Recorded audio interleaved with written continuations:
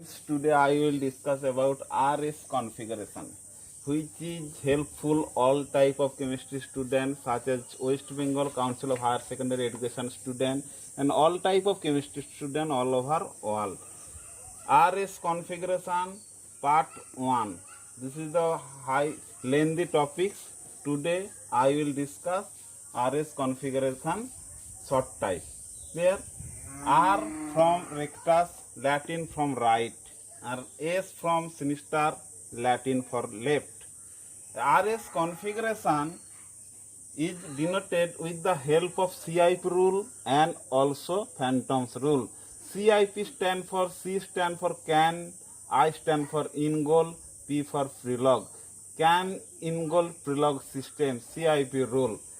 তাহলে এখানে অতি সহজেই তোমরা RS কনফিগারেশন কিভাবে নির্ণয় করতে পারবে। এখানে আমি একটা লিখেছি ভেরি গুড রুল, ঠিক আছে, রাইট ভেরি গুড রুল। ভেরির ওয়াই ইন্ডিকেট, গুডের ডি ইন্ডিকেট, রুলের R. That means when the priority order according to rules of CIP A, B, C clockwise direction and D present in Y axis, then this configuration is R. Clear? Such type of one example here priority order. Priority order is measure on his atomic number. তাহলে bromine is the atomic number is high than chlorine. আর এখানে এই যে আর RS configuration is help RS configuration is denoted RS configuration আমরা বের করতে পারবো কেবলমাত্র chiral কার্বনের। কাইরাল কার্বন কাকে বলা হয়? যে কার্বনের সঙ্গে চারটে সরাসরি গ্রুপ যুক্ত থাকবে, ডিফারেন্ট গ্রুপ বা ডিফারেন্ট অ্যাটম। যে কার্বনের সঙ্গে চারটা ডিফারেন্ট গ্রুপ আর ডিফারেন্ট অ্যাটম যুক্ত থাকবে সেই কার্বনটাকে বলা হবে কাইরাল কার্বন। তাহলে এখানে এই যে কাইরাল কার্বন আর এইগুলো সব প্রত্যেকটা ফিশার প্রজেকশন ফর্মুলাতে আমি করেছি 2 ডাইমেনশনালে। তাহলে এই যে কার্বন, এই কার্বনের হচ্ছে কাইরাল কার্বন, এখানে চারটা ডিফারেন্ট গ্রুপ, একটা CH3, একটা H, একটা Cl, একটা Br। তাহলে অ্যাটমিক নাম্বার ব্রোমিনের সবচেয়ে বেশি, তাহলে আর প্রায়োরিটি অর্ডার হবে A। আর Cl এর হবে এদের ব্রোমিনের থেকে কম কিন্তু কার্বনের থেকে বেশি। এখানে CH3 that means CH this, তাহলে C সরাসরি লিঙ্কেজ আছে কাইরাল কার্বনের সঙ্গে, আর এখানে H, তাহলে এইটা হবে প্রায়োরিটি অর্ডার C, এইটা হবে D। তাহলে ডি প্রায়োরিটি অর্ডার কোথায় আছে? ডি আছে তোমাদের Y অ্যাক্সিসে। R A B C direction কি হবে? এ থেকে ফার্স্টে ডাইরেকশন হবে বিতে, তারপরে সি। এ বি ডাইরেকশন এটা ক্লকওয়াইজ ডাইরেকশন হচ্ছে, ঠিক আছে, ঘোড়ের কাটার দিকে ঘুরছে। এর কনফিগারেশন হবে আর কনফিগারেশন। তাহলে কি বললাম? ভেরি গুড রুল, যখন প্রায়োরিটি অর্ডার ডি ওয়াই অ্যাক্সিসে থাকবে তাদের এ বি সির ডাইরেকশন এ থেকে বি থেকে সি ডাইরেকশনটা হবে ক্লকওয়াইজ ডাইরেকশন, তাহলে সেইটা হবে আর কনফিগারেশন। যদি অ্যান্টি ক্লকওয়াইজ ডাইরেকশন হবে তাহলে হবে এস। তাহলে এটা কি হলো? ওয়াই অ্যাক্সিসের বেলা। সাপোজ ধরো এইটারই যখন মিরার ইমেজ নেওয়া হবে দিস, তাহলে এখানে হবে ব্রোমিনের প্রায়োরিটি অর্ডার এ, ক্লোরিনের বি, আর CH3 C আর H এর ডি। তাহলে এ বি সি এর ডাইরেকশনটি কি হচ্ছে? অ্যান্টি ক্লকওয়াইজ ডাইরেকশন, তাহলে এটার কনফিগারেশন হবে এস কনফিগারেশন। আবার যদি আমি এক্স অ্যাক্সিসে কোনো একটা যৌগ বর্তমান আছে, তাহলে এক্স অ্যাক্সিসে বর্তমান আছে ডি, যার প্রায়োরিটি অর্ডার ডি, তাহলে এখানে হচ্ছে এ, যেহেতু কার্বনের সঙ্গে সরাসরি যুক্ত যে অ্যাটমটা থাকবে তার অ্যাটমিক নাম্বার যারা বেশি হবে সেইটাই হবে সেই ক্ষেত্রে বেশি। যদি সিমিলার হয় সেক্ষেত্রে আমি ফ্যান্টম রুল অ্যাপ্লাই করতে পারবো বা আমি প্রায়োরিটি অর্ডারটা দেখে নেব। তাহলে এখানে সরাসরি ও, এখানে সি, এখানেও সি, এখানে এইচ, তাহলে এটা প্রায়োরিটি অর্ডার সবচেয়ে বেশি হবে ও, তার মানে ও এইচ হলো এ। ক্লিয়ার? আর C double H R C double H হচ্ছে দিস। ক্লিয়ার? আর CH3 হচ্ছে, তাহলে এখানে ফার্স্ট হচ্ছে সি, কিন্তু এখানে দুটো তারপরে এসে যাবে ও, এখানে কিন্তু এইচ আসবে। তাহলে এইচ আসার ফলে এটা কিন্তু প্রায়োরিটি অর্ডার এর থেকে কম হয়ে যাচ্ছে। তাহলে এবিসি ডাইরেকশন হচ্ছে কি direction? ABC direction anti clockwise direction. Anti clockwise direction D যখন ওয়াই অ্যাক্সিসে থাকবে তখন হবে আর। আবার ক্লকওয়াইজ ডাইরেকশন ডি যখন ওয়াই এক্স অ্যাক্সিস, এখানে ডি হচ্ছে এক্স অ্যাক্সিসে আছে, এখানেও যখন ডি এক্স অ্যাক্সিস থাকবে, এবিসি ডাইরেকশনটা হবে কি ক্লকওয়াইজ ডাইরেকশন, তখন হবে এস। তাহলে ফিশার প্রজেকশন ফর্মুলাতে অর্থাৎ যেখানে কাইরাল কার্বন বর্তমান একটা, অনেক সময় একেরও বেশি কাইরাল কার্বন বর্তমান থাকবে, সেক্ষেত্রেও আর এস আমরা নির্ণয় করতে পারবো। আর এস কনফিগারেশন সেগুলো আমি পরবর্তী নেক্সট ক্লাসে কোনো একটা ক্লাসে আমি বলবো। এখানে জাস্ট একটা কাইরাল কার্বনের উপরে তোমরা এই ভেরি গুড রুলটাকে জাস্ট ফলো করবে। তাহলে ভেরির ওয়াই, গুডের ডি, আর রুলের আর। তাহলে মানে ওয়াই অ্যাক্সিসে প্রায়োরিটি অর্ডার ডি থাকলে ক্লকওয়াইজ ডাইরেকশন এবিসি, যদি ডাইরেকশন ক্লকওয়াইজ হয় তাহলে আমরা লিখবো আর কনফিগারেশন। আর প্রায়োরিটি অর্ডারটা নির্ণয় করা হয় সিআইপি রুল দ্বারা, এবং এটা অ্যাটমিক নাম্বার যার বেশি হবে তার হবে প্রায়োরিটি অর্ডার বেশি সেই কম্পাউন্ডের ক্ষেত্রে। যদি আমি এই যৌগগুলো 3 ডাইমেনশনাল স্পেসে করতে যাই তখন কি হবে?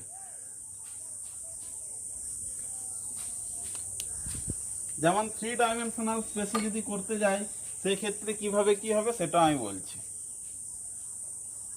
অতি সহজেই তোমরা মনে রাখতে পারবে, west Bengal council of higher secondary এডুকেশনের 12-এর তোমাদের চ্যাপ্টার আছে হ্যালো অ্যালকেন আর হ্যালো অ্যারিন। ওই হ্যালো অ্যালকেন আর হ্যালো অ্যারিন চ্যাপ্টারে একটা পোর্শন পাবে আর এস কনফিগারেশন। এই আর এস কনফিগারেশনটা অ্যাকচুয়ালি অ্যাবসলিউট কনফিগারেশন।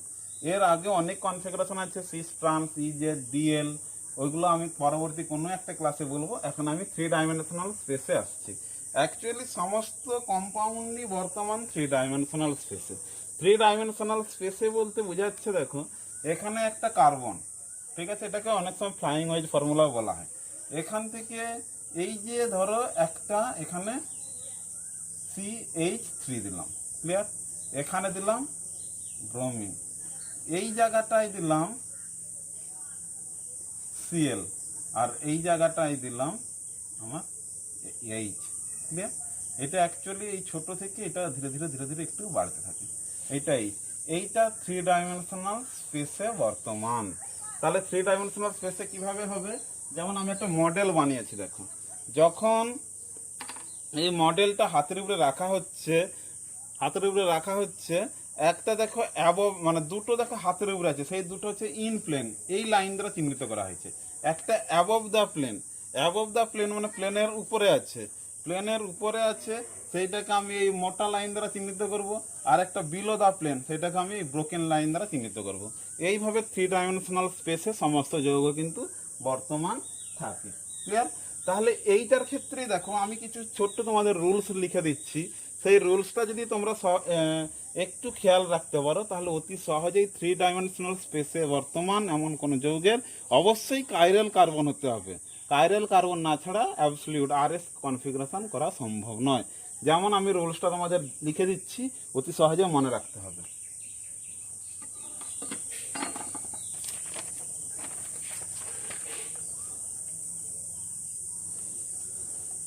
যদি প্রায়োরিটি অর্ডার এ যদি ব্যাকে থাকে, এ আছে ব্যাকে, তার মানেটা কি? এই লাইনে এইটা দ্বারা যে চিহ্নিত হচ্ছে ব্যাকে, ঠিক আছে। এ যদি ব্যাকে থাকে, বি থেকে সি থেকে ডি যদি ডাইরেকশন ক্লকওয়াইজ হয় তাহলে সেইটা হবে এস কনফিগারেশন, আর যদি ডাইরেকশন অ্যান্টি ক্লকওয়াইজ হয় সেইটা হবে আর কনফিগারেশন, ক্লিয়ার।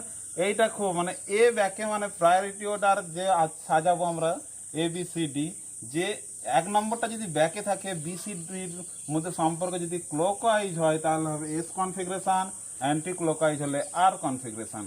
যদি বি ব্যাকে হয় তাহলে সেক্ষেত্রে এ থেকে সি থেকে ডি ক্লকওয়াইজ ডাইরেকশন হলে আর, এ থেকে সি থেকে ডি অ্যান্টি ক্লকওয়াইজ ডাইরেকশন হলে সেটা হবে এস, ক্লিয়ার। যদি সি ব্যাকে হয়, সি ব্যাক, তাহলে কি এ থেকে বি থেকে ডি এদের ডাইরেকশন যদি ক্লকওয়াইজ হয় তাহলে হবে এস, যদি অ্যান্টি ক্লকওয়াইজ হয় তাহলে হবে আর। আর ডি যদি ব্যাকে হয়, ডি ব্যাক কার্বনে আছে মানে পেছনে আছে বিলো দা প্লেন, এ থেকে বি থেকে সি ডাইরেকশন যদি ক্লকওয়াইজ হয় তাহলে হবে আর, অ্যান্টি ক্লকওয়াইজ হলে হয়ে যাবে এস, ক্লিয়ার? তাহলে এই এক্সাম্পলটার ক্ষেত্রে যদি ধরা যায় কি হবে, এই এক্সাম্পলটা প্রায়োরিটি অর্ডার সাজালে তাহলে ব্রোমিনের প্রায়োরিটি অর্ডার এ হবে, ক্লোরিনের হবে বি, আর CH3 হবে সি, আর হাইড্রোজেনের হবে ডি। ঠিক আছে, CIP রুল হিসাবে করেছি এ থেকে বি থেকে সি। ঠিক আছে, এটা কি ডাইরেকশন? ক্লকওয়াইজ, অর্থাৎ ঘড়ির কাঁটার দিকে ঘুরতিছে। ব্যাকে কে আছে? 4, মানে ডি ব্যাকে আছে। ডি যদি ব্যাকে থাকে, এবিসির মধ্যে ডাইরেকশন ক্লকওয়াইজ হলে সেইটা হবে আর কনফিগারেশন। তাহলে এই যৌগটা হবে আর কনফিগারেশন। ক্লিয়ার? তাহলে আরো যদি আমি এক্সাম্পল কিছু নেই, যেমন এলানিন একটা এক্সাম্পল নিচ্ছি।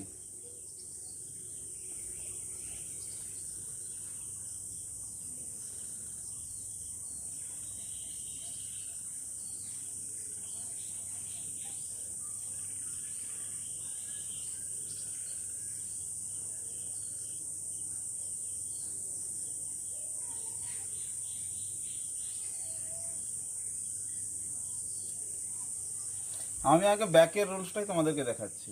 তাহলে এখানে সরাসরি যুক্ত এন, এখানে সি, এন এর অ্যাটমিক নাম্বার বেশি, তাহলে এটা প্রায়োরিটি অর্ডার এ হবে। তাহলে এটা প্রায়োরিটি অর্ডার বি, এটা প্রায়োরিটি অর্ডার সি, এটা প্রায়োরিটি অর্ডার ডি। তাহলে এখানে ব্যাকে কি আছে? ব্যাকে আছে সি। আর এ থেকে বি থেকে ডি এর ডাইরেকশন কি হচ্ছে? এ থেকে বি থেকে ডি।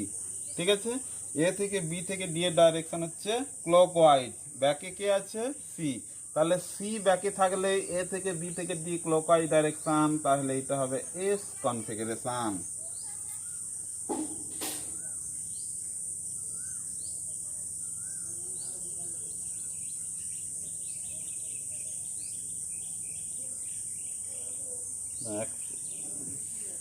এ বি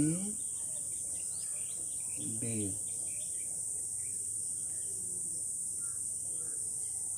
এটা হচ্ছে ব্যাকে আছে কি? ব্যাকে আছে সি।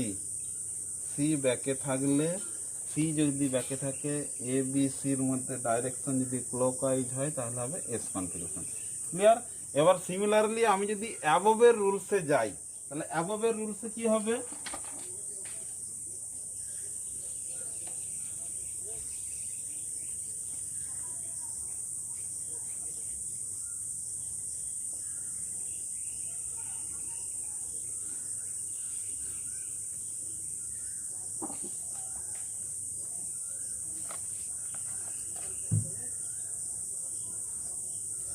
যদি এ অ্যাবভ হয়,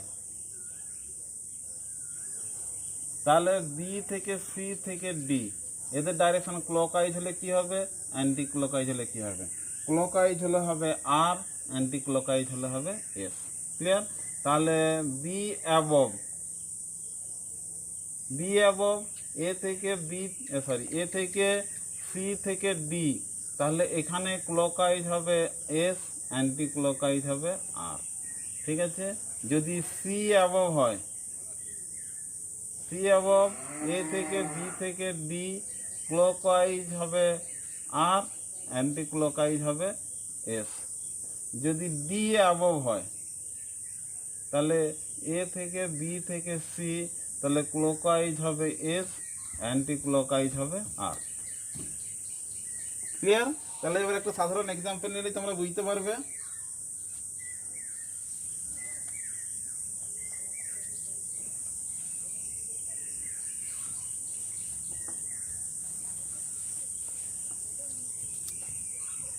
যদি এই এক্সাম্পলটার কথাই ধরা হয়, তাহলে এ বি সি ডি। ঠিক আছে, এখানে অ্যাবভ কি আছে? বি অ্যাবভে আছে। এখানে অ্যাবভে আছে কি? বি। তাহলে এ সি ডি এর মধ্যে কি রিলেশনটা হচ্ছে? তাহলে এ সি ডি এর মধ্যে রিলেশনটা হচ্ছে, দেখো, এ থেকে ফার্স্টে সিতে যেতে হবে, কারণ এখানে বি এর উপরে আমরা নির্ভরশীল হয়ে করছি, বি অ্যাবভ। তাহলে এ থেকে ফার্স্টে সি, তারপরে যাব ডি। তাহলে এ থেকে সি থেকে ডি এই ডাইরেকশন কি হচ্ছে? এখানে ঘুরতিছে অ্যান্টি ক্লকওয়াইজ ডাইরেকশন, তার মানে এটা হবে আর কনফিগারেশন। যদি ব্যাক দিয়েও ভাবা হয় সেখানেও আর হবে, অ্যাবভ দিয়ে ভাবা হলো সেখানেও আর হবে। আরো যদি একটা এক্সাম্পল নেওয়া হয়, অ্যালানিনের এক্সাম্পল নিচ্ছি। NH2 COOH। ক্লিয়ার? তাহলে এখানে আর নিচ্ছি দিস, এটা তাহলে এখানে এইচ দিলাম, এখানে CH3 দিলাম। তাহলে এই যৌগটা যখন দেওয়া হচ্ছে, এটা একটা, এই যৌগটার নাম হচ্ছে অ্যালানিন। ক্লিয়ার? এর আরএস কনফিগারেশন করলে কি হবে, অ্যাবভে রেস্ট্রিক্টে করব। তাহলে এর প্রায়োরিটি অর্ডার কি হবে, NH2 এর প্রায়োরিটি অর্ডার A, CH এর প্রায়োরিটি অর্ডার B, CH3C, আর এইটা হবে D। তাহলে এখানে D আছে কোথায়, অ্যাবভে আছে। তাহলে ABC কোন ডাইরেকশন হচ্ছে, ক্লকওয়াইজ ডাইরেকশন, তার মানে এটা হবে এস কনফিগারেশন। এইভাবে তোমরা মনে রাখবে। এইটা পার্ট 1। আমি আরএস সম্বন্ধে আরো পরবর্তীকালে আরো কিছু ক্লাস করলে তোমাদের আরএসটা পুরো ক্লিয়ার হয়ে যাবে। নমস্কার।